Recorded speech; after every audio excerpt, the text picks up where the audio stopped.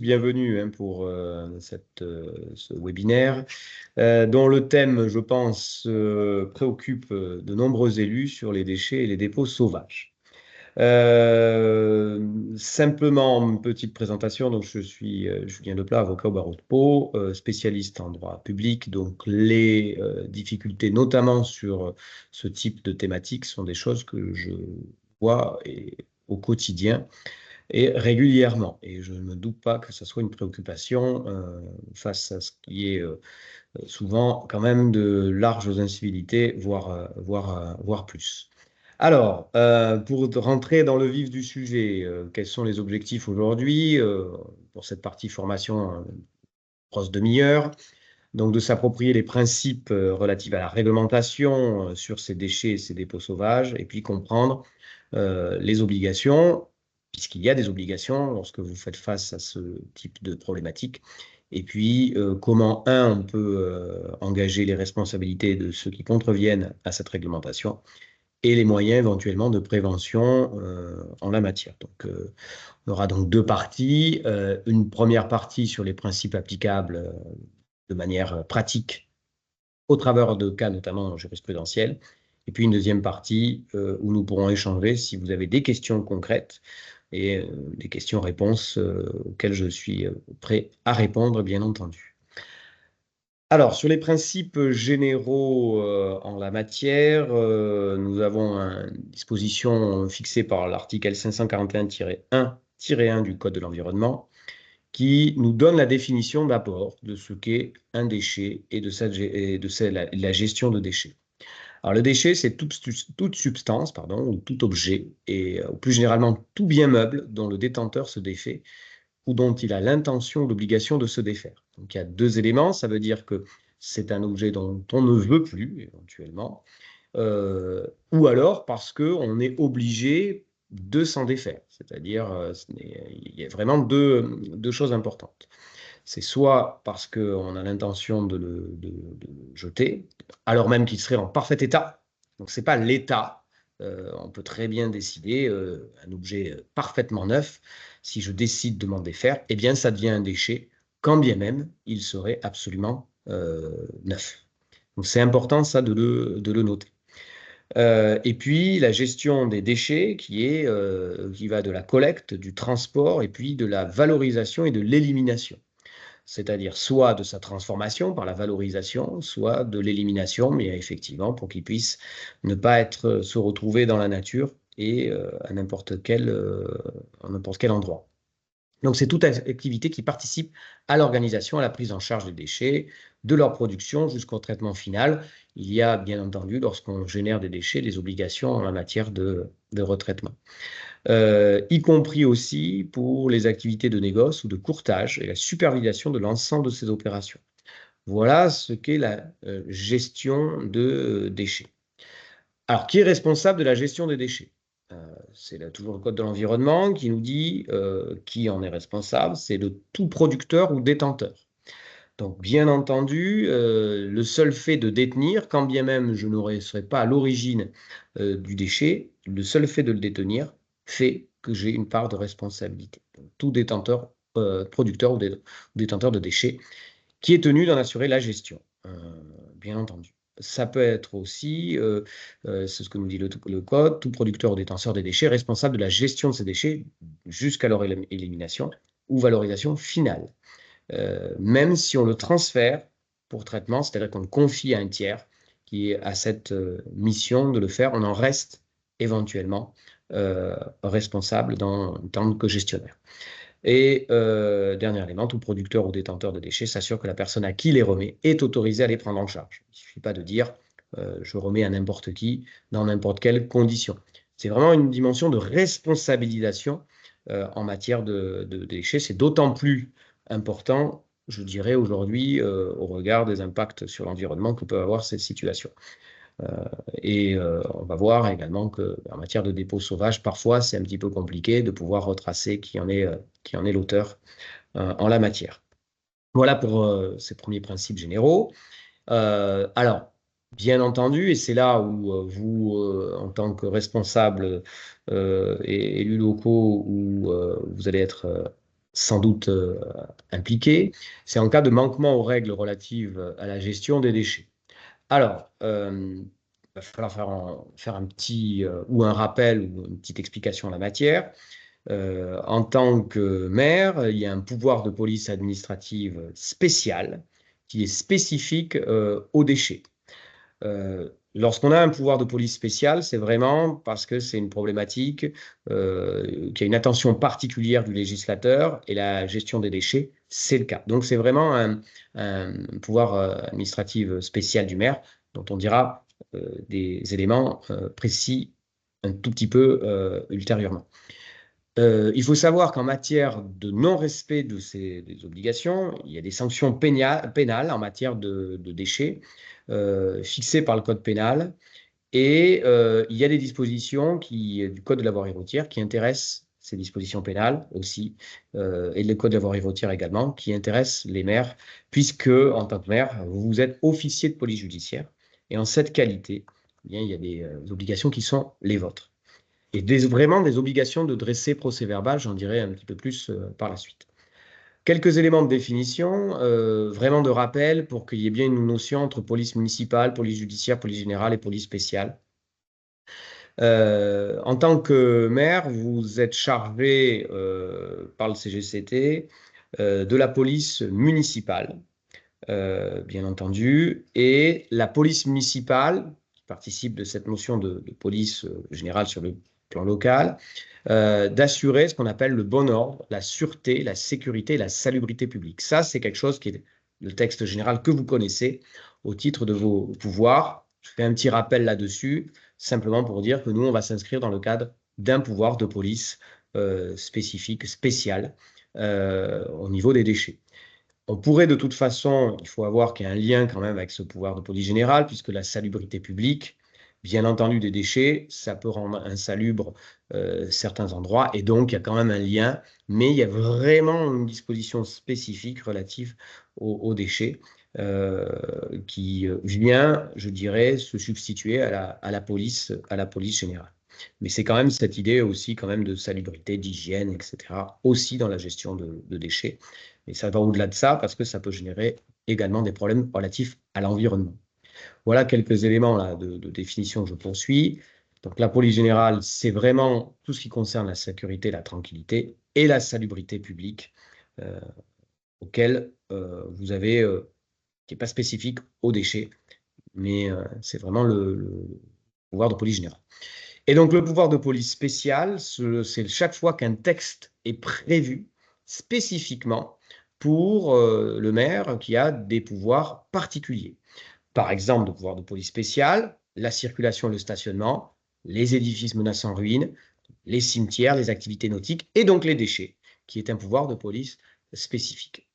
Il faut savoir que le pouvoir de police spéciale, lorsqu'il existe une police spécifique, vous ne pouvez plus vous fonder sur le pouvoir de police générale, mais c'est toujours la police spéciale qu'il faut appliquer. C'est un principe juridique qui dit que la loi spécifique déroge ou s'applique en priorité par rapport à la loi qui a une dimension plus générale. Voilà. C'est pour ça qu'en matière de déchets, c'est ces dispositions spécifiques qui doivent être appliquées. Alors, il y en a un petit peu partout, hein, de manière de pouvoir de police spéciale, mais nous, on va s'intéresser plus spécifiquement à celui du déchet. Toujours dans ces rappels de définition, il faut bien faire une distinction entre aussi police judiciaire et police administrative.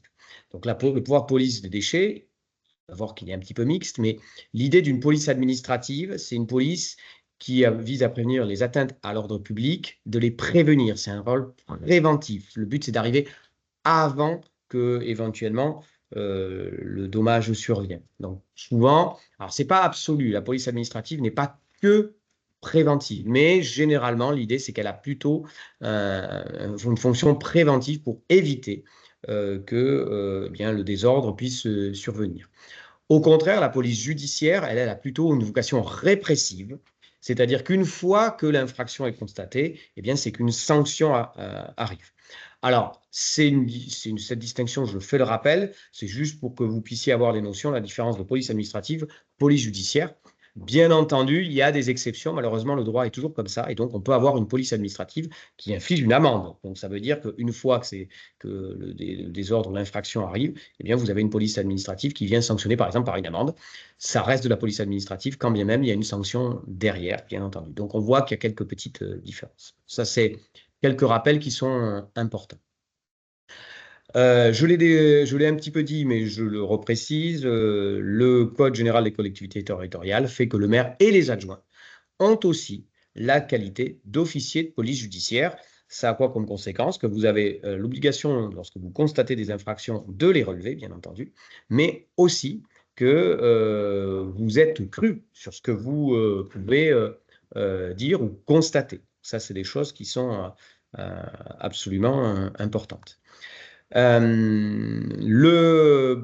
tant qu'officier de police judiciaire, le Code de procédure pénale nous dit que la police judiciaire est exercée sous la direction du procureur de la République par les OPJ. Donc c'est votre rôle, et on va le voir en matière de déchets, c'est de constater les infractions à la loi pénale et de rassembler les preuves et d'en rechercher les auteurs. C'est-à-dire qu'il y a vraiment une obligation d'aller jusqu'au bout s'il y a en particulier des déchets, on va voir. Il faut, en votre qualité d'OPJ, puisque ça donne lieu à des infractions, eh bien, vous ne pouvez pas dire « je ne l'ai pas vu » et mettre ça, entre guillemets, sous le tapis. Non, il y a une obligation de pouvoir le constater. Alors, bien entendu, que si vous avez un administré que vous voyez parce qu'il a un dépôt, vous devez le constater. Bon, on peut imaginer que si, en fonction des circonstances, il soit de plus ou moins bonne foi, de dire, bon, enlevez-moi vite ça, sinon ça va mal se passer parce qu'effectivement, ben, on sait très bien que il y a beaucoup de travail, le parquet est aussi parfois surchargé et que ça peut être parfois compliqué. Mais normalement, il faut constater et rechercher l'auteur de l'infraction. Donc concrètement, comment cela se passe? Le maire ou en tant qu'OPJ ou les adjoints bien, saisissent le procureur de la République pour constater une infraction. Ça veut dire que par exemple, s'il y a un déchet, des déchets que vous voyez, une déchetterie sauvage, vous la constatez, vous dressez procès-verbal et vous devez le transmettre au procureur de la République, le procès-verbal d'infraction.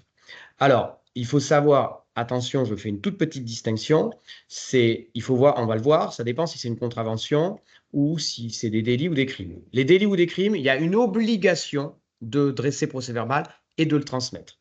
Pour les contraventions, ce n'est pas forcément le cas. Donc, on verra en fonction. On peut avoir des cas dans lesquels c'est un délit et il y a une obligation. Et si c'est une contravention, ce n'est pas une obligation. Voilà. Donc, il y a cette petite distinction qu'il faudra faire en fonction de savoir si l'infraction en fonction du déchet est une simple contravention ou est un délit. Ça, c'est quelque chose que nous verrons. Il y a un petit tableau, alors simplement c'est un petit résumé sur la différence entre police administrative, police générale, police spéciale, les sanctions et l'autorité compétente. Donc ce petit tableau qui est très très bien fait en matière de déchets, je ne le cache pas, que vous retrouvez sur le site du ministère de l'écologie. Donc vous avez le lien, je vous mettrai de toute façon, vous aurez accès, je pense qu'on vous transmettra à l'issue l'ensemble de la présentation. Vous pourrez voir que c'est relativement bien fait, mais ça résume tout ce que j'ai dit donc en matière de police générale, police spéciale et les sanctions applicables. Donc, vous pourrez voir que, par exemple, pour le pouvoir de police administrative, pour ce qui concerne le règlement sanitaire départemental, c'est un pouvoir de police spécial. En la matière, le maire est bien entendu compétent. Sur le règlement de collecte, c'est un pouvoir de police spécial qui est fixé par le CGCT. Elle est pour le coup répressive, hein, et encore une fois, c'est le maire qui est compétent. Et un pouvoir de police spéciale des déchets, par exemple en matière d'abandon, de dépôt illégal, de mauvaise gestion des déchets. Cette fois-ci, c'est le Code de l'environnement qui fixe le cadre. C'est une police administrative, donc préventive aussi, mais aussi pénale. Donc on voit bien que les deux peuvent se recouper. Et en votre qualité d'élu de maire, il y a bien entendu une compétence, ça peut être le préfet, et ou le président de l'EPCI en fonction du transfert ou pas des pouvoirs de police. Donc ce tableau, il est même très bien fait, je dois l'avouer, pour pouvoir comprendre la situation, dans quel cas vous vous situez entre le règlement sanitaire départemental, le règlement de collecte des déchets, et puis la police spéciale des déchets en tant qu'abandon ou mauvaise gestion ou illégalité des dépôts qui sont réalisés. Comme je l'ai dit, le Code de l'environnement donne des pouvoirs beaucoup plus importants en matière de pouvoir de police. Les actes poursuivis sont définis de manière beaucoup plus large et des pouvoirs qui sont intéressants parce que dissuasifs, normalement. Ce pouvoir de police, c'est contenu dans un article unique de l'article 541-3 du Code de l'environnement. Qu'est-ce qu'il nous dit? C'est lorsque des déchets sont abandonnés, déposés, contrairement à ce que prévoit le Code de l'environnement. Donc, comment ça se passe lorsqu'il y a des déchets qui sont abandonnés et déposés? Si possible, c'est pour aviser le producteur ou le détenteur des déchets. C'est là où c'est des fois un petit peu compliqué. Et il a la possibilité de présenter ses observations écrites ou orales dans un délai de 10 jours. D'accord? Parce que c'est quand même une procédure qui reste de nature pour une infraction qui est commise. Et donc, on a le droit éventuellement de se défendre parce qu'on a entreposé des déchets. Je donne un exemple. Bon, généralement, ça ne donne pas lieu à de poursuite, mais imaginons qu'il y ait eu une inondation particulière qui fait que des événements climatiques, on a été obligé de sortir de la maison temporairement des déchets parce qu'ils ont été endommagés. Bon, on peut comprendre qu'on ne va pas aller poursuivre la personne parce que elle sort ses déchets de sa maison parce qu'elle a subi des dommages, bien entendu. Donc il y a aussi, par contre, si c'est parce que se débarrasser cette personne du lave-vaisselle et qu'elle n'a pas envie d'aller la porter à la déchetterie ou quoi que ce soit, c'est pas tout à fait la même chose. Dans ce cas-là, bon, cette personne peut être assistée d'un conseil, hein, bien entendu. Et il faut savoir qu'en la matière, le paiement d'une amende peut aller jusqu'à 15 000 € avec une mise en demeure de procéder aux opérations pour traiter le déchet concerné. Donc c'est quand même assez important, hein, 15 000 €. C'est quand même quelque chose qui est il peut être assez dissuasif. Alors, comment concrètement réaliser ces opérations lorsque vous faites face à ces déchets abandonnés ou des baux sauvages ou une gestion non conforme à la réglementation? La première chose, c'est un constat. Vous le constatez par un procès-verbal, en aviser si vous connaissez ou vous avez des indices qui permettent de voir qui est le contrevenant. On va voir que c'est ça l'aspect le plus délicat, par un courrier LRAR pour lui informer ce qu'il risque. Alors, si c'est à proximité, ça peut être assez facile. Hein, si vous l'avez sur un terrain vraiment où vous voyez, donc vous avez le propriétaire, parce qu'on peut déterminer qui est le propriétaire, mais qu'est-ce que ce dépôt fait sur ce terrain-là. Donc, c'est tout à fait envisageable. Parce que ça, c'est important, c'est-à-dire que des fois, on ne sait pas qui l'a fait, mais on peut avoir les indices lorsque c'est sur un terrain. Donc, quelqu'un est propriétaire. Si je mets des pneus usagés sur un terrain, eh bien, ça peut être considéré comme un déchet et, parce qu'on sait très bien que ça génère des atteintes à l'environnement. Et donc, si on sait qui est le propriétaire, on peut lui aviser, dresser procès-verbal et l'aviser par LRR. Donc, je disais, il a 10 jours pour pouvoir répondre. C'est à minima. Vous pouvez laisser un délai plus long, mais c'est minimum 10 jours. Et qui puisse remédier, et donc avec cette amende, bien entendu, qui peut aller jusqu'à 15 000 € en fonction de la gravité des faits.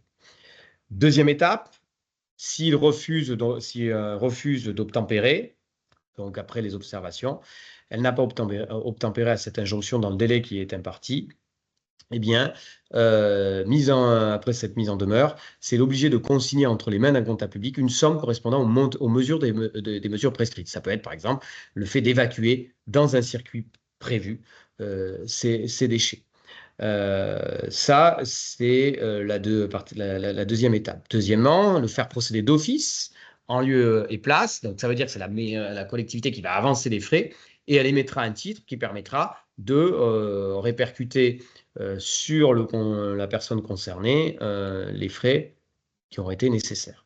Ça peut être aussi faire suspendre le fonctionnement si, on nous dit, puisque c'est une gestion de déchets liée à une activité, de faire suspendre le fonctionnement de l'activité, de l'installation, qui sont à l'origine de cette infraction jusqu'à ce que ça a été réalisé. Et alors, s'il y a un non-respect aussi, ça suppose également, ça génère une autre, le non-respect des préconisations qui ont été préconisées par votre mise en demeure. Et donc, du coup, je dirais, c'est risque un petit peu plus gros. Ça peut être aussi d'ordonner une astreinte journalière. Et tout ça peut se cumuler, hein, bien entendu. Hein. Une astreinte journalière qui peut aller jusqu'à 1 500 euros, donc ça peut assez vite être dissuasif. Et ordonner le paiement d'une amende, dans ce cas-là, en cas de non-respect aussi, qui peut atteindre jusqu'à 150 000 euros, une fois que l'ensemble de ces mesures n'auront pas été respectées. Donc c'est quand même, on voit bien que le législateur a une forte, je dirais, préoccupation sur les atteintes à l'environnement. Elles sont recouvrées, alors ça c'est très intéressant, les amendes administratives et l'astreinte journalière, elles sont recouvrées au bénéfice de la commune. Alors ça c'est intéressant et c'est vraiment particulier parce que ce n'est pas toujours le cas. Et là, pour le coup, vous avez tout intérêt. Alors, je ne dis pas qu'il faut, bien entendu, préconiser les déchets et les dépôts sauvages, mais si on retrouve la personne, ça peut aller directement, ces amendes administratives, dans la poche de la collectivité, bien entendu, ce qui n'est pas toujours le cas. Hein, ce n'est pas le principe, c'est plutôt une exception. Hein, donc, sachez-le. Ou bien sûr, du groupement, si c'est un EPCI. Ça va dans la poche de l'EPCI. Alors, petit rappel de l'étape après l'étape 1, donc consignation des sommes, enlèvement d'office, suspension d'activité, astreinte qui est applicable, et elles sont recouvrées, comme je l'ai dit, au bénéfice de la collectivité, à l'inverse des amendes classiques. Sachez-le. Je ne sais pas, alors peut-être que peut-être que je garderai les questions pour la fin parce que pour ne pas interrompre, j'avais mis des questions à ce stade-là, mais peut-être que je les garderai, si vous me permettrez, pour la fin. Alors maintenant, comment se passe l'engagement des poursuites, pénales? Alors, il y a l'arsenal administratif entre les mains du maire, donc ce pouvoir de police spéciale, et puis ensuite les poursuites qui sont engagées par le maire ou les adjoints en qualité d'OPJ. Et il faut savoir que c'est l'arsenal administratif et pénal sont concomitants. Vous pouvez engager les deux bien naturellement. Alors, sur quel texte se fonder? Sur le code pénal. Donc, c'est l'article R634-2 qui nous dit, et c'est là où c'est des contraventions, que l'amende prévue pour les contraventions de 4e classe, le fait de déposer, d'abandonner, de jeter ou de déverser en un lieu public ou privé, à l'exception des emplacements prévus à cet effet, bien entendu, des ordures, des déjections, des matériaux, des liquides insalubres ou tout autre de quelque nature que ce soit. Donc, ça veut dire que ça peut aller très loin parce que forcément, si une personne a décidé de vidanger son véhicule et puis il se dit qu'est-ce que je fais de cette huile, je la jette dans la nature, c'est une infraction. Alors malheureusement, la difficulté, c'est qu'on ne voit pas toujours la personne qui est en train de le réaliser. Donc ça, c'est vrai que c'est un petit problème. Mais voilà, c'est le code pénal ce qui prévoit. Ça peut être aussi le simple dépôt sur la voie publique, ce qui est complètement un petit peu, je dirais, déraisonnable de la part de certains concitoyens parce que il y a quand même des lieux de collecte. Hein, et puis, c'est pas comme s'il n'existait pas des conditions des déchetteries. Hein, le territoire est assez relativement couvert à cet effet. Alors, il faut savoir qu'aussi, ça c'est intéressant, les personnes qui sont coupables de cette contravention, ils peuvent aussi avoir comme peine complémentaire la confiscation de la chose qui a servi ou était destinée à commettre l'infraction ou de la chose qui en est le produit. On peut imaginer, si vous trouvez par exemple quelqu'un qui vient, et je l'ai déjà vu, qui vient avec son véhicule déposer n'importe où ses déchets, on peut très bien confisquer, dans ce cas-là, le véhicule. Je pense que ça peut être de nature assez dissuasif. C'est assez dissuasif, mais sachez-le. Donc, pourquoi? Parce que c'est une manière de concourir à l'infraction. Et donc, ça, c'est quelque chose qui se fait. Alors, je ne dis pas qu'on est toujours derrière chaque administré, mais on peut être amené à le retrouver. Le code pénal, toujours, il nous dit que l'amende prévue pour les contraventions de 2e classe, le fait de déposer dans des conteneurs poubelles bennes adaptées pardon, aux déchets ou aux emplacements désignés à cet effet. Il faut savoir qu'en la matière, c'est aussi une infraction si vous ne respectez pas la manière dont ça doit être collecté. Donc, il y a un tri qui doit être fait. Si ce n'est pas fait, alors, dans l'absolu, si le tri est obligatoire et qu'il n'est pas fait, eh bien, c'est aussi une possibilité, c'est un manquement à la gestion des collectes. Alors ça, on le voit pas, les gens n'ont pas conscience, mais le fait de ne pas respecter le tri ou de ne pas respecter les horaires est aussi une contravention. Alors ça peut se retrouver quelque part. Pourquoi? Parce que si le tri n'est pas respecté, eh bien, on sait où est-ce qu'on a, même dans la benne prévue à cet effet, eh bien, on peut retrouver où est-ce que l'adresse, ça a été collecté. Alors après, les agents qui collectent les déchets, bon, forcément, ils ont beaucoup de travail. On peut comprendre qu'ils n'aient pas forcément toujours le temps de le faire, mais il faut savoir que c'est déjà une contravention, hein, de ne pas respecter le tri notamment. Il faut savoir aussi que en la matière, et c'est ce que je disais, il y a une infraction spécifique lorsqu'on le fait, on dépose ou on abandonne ou on jette les déchets en dehors des endroits prévus avec cet effet à l'aide d'un véhicule. Donc c'est une circonstance, je dirais, aggravante, avec la possibilité de saisir, bien entendu, le véhicule qui a aidé à réaliser ce dépôt. Également, c'est quelque chose qui est très dissuasif lorsque vous tombez sur quelqu'un qui réalise ce type d'infraction. Alors, le code de la voirie routière, il prévoit aussi que sont punis de certaines amendes pour les contraventions de 5e classe, ceux qui, sans autorisation, d'une façon non conforme à la destination du domaine public, auront occupé tout ou partie de ce domaine et auront effectué des dépôts. C'est-à-dire que c'est une amende supplémentaire, hein, c'est-à-dire que non seulement c'est la non-gestion, mais en plus le fait d'avoir occupé, il y a une infraction supplémentaire. Donc elles se cumulent, hein, ces infractions, ces contraventions. Donc c'est quelque chose qui est très, très dissuasif. Même chose si on a laissé écouler des substances susceptibles de nuire à la salubrité ou à la sécurité publique ou d'incommoder le public. Donc ça, c'est des fois souvent le cas. Donc si on a un véhicule dont l'huile fuit, eh bien effectivement, ça peut être répréhensible sur la voie publique. Alors, là, pour le coup, on passe sur un délit est puni de 4 ans de prison et de 150 000 l'amende, le fait d'avoir abandonné, déposé ou de déposer des déchets. Là, pour le coup, c'est une infraction, c'est un délit. Et là, il y a une obligation de transmettre au procureur de la République. Alors, par exemple, vous avez le code forestier qui dit que constituent des infractions aux forestiers tous les délits et contraventions prévus par le présent code. Donc, les infractions qui sont prévues et réprimées par le code pénal en matière de dépôt ou d'abandon de matière d'ordure ou de déchets ou d'épave. Donc, si je laisse par exemple un véhicule à l'abandon, eh bien, qui en plein milieu de la nature dans une forêt, eh bien, c'est un délit. Et dans ce cas-là, les sanctions sont extrêmement sévères, forcément parce que l'atteinte à l'environnement est très importante. Petite parenthèse, je le dis, le simple fait, on pourrait se dire, ah, tiens, de laisser une canette en aluminium dans la nature, il faut savoir que elle met minimum 50 ans pour se désagréger. Donc une seule canette, 50 ans avant qu'elle disparaisse totalement si on la laisse dans la nature. Donc c'est des délais très, très, très, très importants. Et donc l'atteinte à l'environnement, on comprend que ça soit particulièrement important.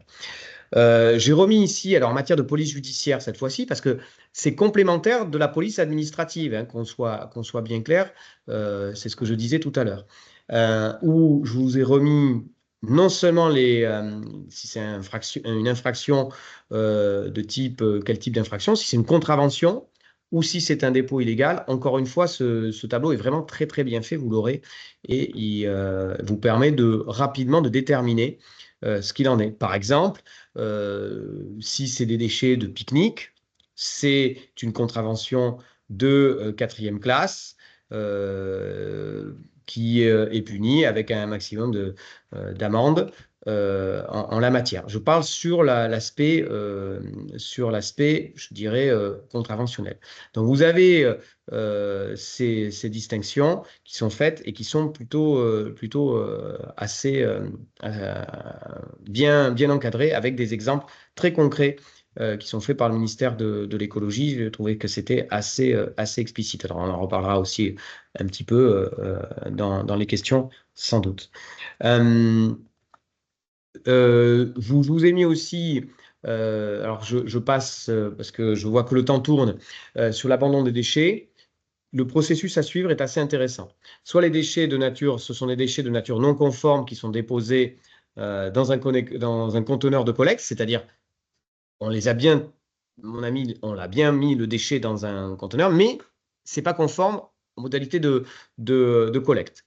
Dans ce cas-là, c'est le code pénal, vous avez l'article R632-1. Si c'est un dépôt déposé en dehors des emplacements, alors là, c'est là où ça devient plus compliqué parce qu'il faut trouver le faisceau d'indices. Est-ce que c'est pas un exploitant? Est-ce que c'est un exploitant?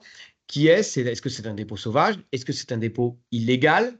D'accord? Et donc, vous avez un processus. Si c'est de petite taille, c'est le code pénal. Si c'est des déchets entravant la voie publique, il y a aussi une occupation avec l'utilisation d'un véhicule. Également, ce n'est pas le même texte. Et tout dépend si c'est un déchet d'activité économique ou non, assimilé aux ordures ménagères. Et si c'est une décharge illégale, ça veut dire que là, il y a une certaine ampleur. Là, c'est un délit. D'accord? Si l'auteur a été découvert sans qu'il y ait besoin d'investigation poussée, c'est une amende forfaitaire de 1 500 euros. Sinon, c'est une peine pénale qui est applicable de manière délictuelle. Donc c'est vraiment, il est assez bien fait. Alors des fois, il faut savoir que les montants peuvent évoluer parce que vous avez, au gré des réformes législatives, c'est de plus en plus réprimé pénalement. Et il me semble que là, pour le coup, j'ai repris, mais la sanction est plus importante aujourd'hui. Le tableau sur le ministère là mérite une petite mise à jour. Mais en tout cas, j'ai envie de dire, le principe reste le même. Alors, comment procéder? Toujours la même chose, constater, identifier l'auteur si possible, dresser un procès-verbal, informer le contrevenant. C'est toujours possible, hein. Quel que soit, vous pouvez toujours informer le contrevenant et dresser un procès-verbal d'infraction au procureur de la République, obligatoire s'il s'agit d'un délit, qu'on soit clair. Voilà. Voilà comment ça se passe. Alors, vous pouvez aussi hein, faire appel peut-être à la police ou la gendarmerie qui pourront aussi dresser procès-verbaux. Ils peuvent le faire. Si vous n'avez pas l'habitude de vous faire assister, vous pouvez également les appeler pour qu'ils viennent le faire. Bon, c'est pas sûr qu'ils viennent à chaque fois, parce que forcément, les services ont aussi beaucoup de travail. Je l'ai déjà dit, si c'est un délit, obligation. Donc, on parle vraiment pour les délits des gros dépôts sauvages, les matériaux industriels ou dangereux. C'est vraiment l'importance qui va aussi déterminer s'il s'agit d'une contravention ou d'un délit. Et si c'est un délit, obligation de le transmettre au procureur de la République. Il faut savoir que en la matière, le maire est pleinement fondé à entrer sur une propriété privée pour constater le dépôt sauvage. La Cour de cassation l'a dit dans un arrêt rappel très récent du 1er février 2024. Si c'est un dépôt sauvage, c'est tout à fait possible. C'est vraiment un pouvoir de police spécial parce que pas plus tard que cette semaine, j'ai eu une question de savoir par avoir une construction illégale qui n'avait pas été déclarée, est-ce que le maire pouvait rentrer sur la propriété parce qu'il avait vu des photos sur Facebook de cette construction, mais on ne pouvait pas voir de la voie publique. Ben là, non, on ne peut pas rentrer comme ça directement. Par contre, police spéciale du dépôt sauvage, oui, possibilité de rentrer sur la propriété privée. Donc, vous voyez que c'est des pouvoirs accrus dont dispose le maire en la matière, contrairement à une fraction de l'urbanisme, par exemple. Petite particularité, si vous avez l'intention d'enlever vous-même les déchets, attention, je vous le dis parce que c'est déjà arrivé à un maire qui a fait enlever les déchets, sauf que le procès-verbal n'avait pas été constaté. Il avait demandé aussi, et on lui a dit, mais écoutez, ben, les déchets ont été enlevés, plus possible de le constater. Donc avant de les enlever, parce que des fois, Vous allez, quoi qu'il arrive, même si vous n'avez pas identifié l'auteur, constatez d'abord dans un procès verbal ou faites-le constater, parce que sinon, après, c'est compliqué. Donc, si vous faites appel aux forces de gendarmerie ou de police, attendez qu'ils arrivent pour qu'ils puissent le constater, parce que c'est déjà arrivé quand même, hein, il y a les faces enlevées, après de dire oui, il y avait un dépôt, ben, qu'est-ce que vous voulez qu'on constate? Donc, c'est un petit peu compliqué. Euh, Comme je l'ai dit, concomitamment, puisqu'on était sur le pouvoir de police judiciaire, vous pouvez aussi engager la police administrative également. Les deux sont applicables en la matière. Peut-être sur les pouvoirs de police judiciaire, parce que je vois que le temps tourne ici pour qu'on puisse avoir quelques échanges. Je vous laisserai me poser des questions utiles.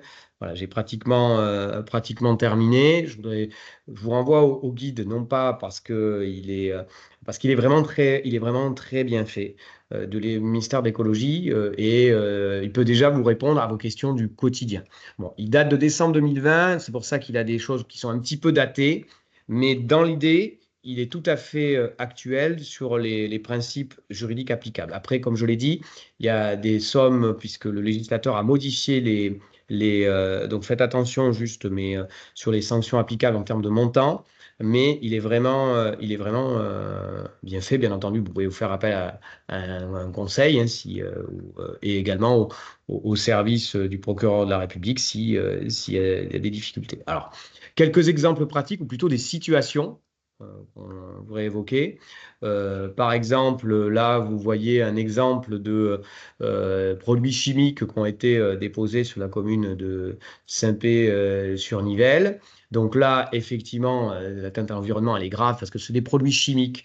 Donc, c'est une pollution, on est plutôt sur quelque chose de délictuel parce que c'est la gravité du délit. Donc ça, c'est des choses qui sont absolument inacceptables. Et malheureusement, bon, il faut essayer de retrouver. Alors, bon, voilà, c'est pas toujours les gens, lorsqu'ils viennent, et des fois, il peut y avoir un relevé d'empreinte, mais c'est toujours un petit peu délicat. Mais pourquoi pas? Pourquoi pas? Voilà. Donc ça, c'est des cas qui arrivent. Vous avez d'exemples, ce que l'on voit, meubles ou ciment, les bouteilles de verre, bien entendu, même les animaux aussi, hein, parce qu'il faut savoir que s'il y a des particuliers, ça arrive, l'animal de compagnie, malheureusement, il lui arrive malheur, eh bien, ils viennent pas forcément faire lui rendre, je dirais, une question aussi, on parle du droit des animaux également, bon, mais ça arrive. D'autres exemples où vous avez, par exemple, en matière aussi d'amiante, alors ça, c'est absolument quelque chose qui arrive. Aussi également en matière je montre ça aussi. euh, Vous avez des exemples aussi quand on parlait d'activité, de la viande qui est laissée dans des poubelles comme ça, c'est aussi un exemple où ça a mal, certes c'est dans une poubelle, mais c'est pas comme ça que ça doit être entreposé. Donc c'est une infraction aussi. Parce que forcément, ça les laisse au soleil, ça génère des nuisances, donc c'est aussi une infraction. Pour dire, ah oui, mais c'est dans le conteneur. Ben non, c'est pas comme ça que ça marche. Donc ça, c'est une infraction. Les déchets qui s'accumulent aussi au point d'apport volontaire. On peut pas, il faut que ça soit vraiment, on peut pas les dire, ben, je l'ai mis, c'est à côté. Non, ce n'est pas comme ça que ça fonctionne. Alors, bien entendu, il y a des exceptions. S'il y a des grèves, bon, ben là, on peut comprendre. Bien entendu, là, il y a pas de difficulté s'il y a une grève de collecte. Et il faut savoir aussi, c'est vrai que je reviens un tout petit peu en arrière sur le cas des cas de la viande. Vous pouvez aussi interdire l'activité, comme tout à l'heure, je le disais, je l'avais déjà dit en amont, on peut aller jusqu'à l'interdiction de l'activité. Donc, ça peut être, et fermer le commerce. Donc, ça, c'est extrêmement important parce que ça peut avoir un impact important sur le commerce. Et je vous assure que ça peut être dissuasif. Bon, un dernier exemple, vous voyez, alors là, on est dans une parfaite, je dirais presque mauvaise foi, où vraiment pour mettre à côté alors qu'on a un bac prévu à cet effet. Et malheureusement, c'est vraiment le fléau de ce siècle, et je pense que de toute façon, le législateur finira par encore plus rendre, je dirais, sanctionner, je fais du prospectif, mais je pense qu'on est plutôt à la tendance à renforcer l'arsenal juridique et surtout les sanctions, parce que c'est quelque chose, la tête à l'environnement, qui est de plus en plus, je vous assure, on voit de plus en plus de poursuites devant le tribunal correctionnel pour des manquements en la matière. Voilà ce que je pouvais vous dire. Alors, il y a beaucoup d'informations, mais je pense qu'il y a aussi besoin peut-être de faire un échange avec vous.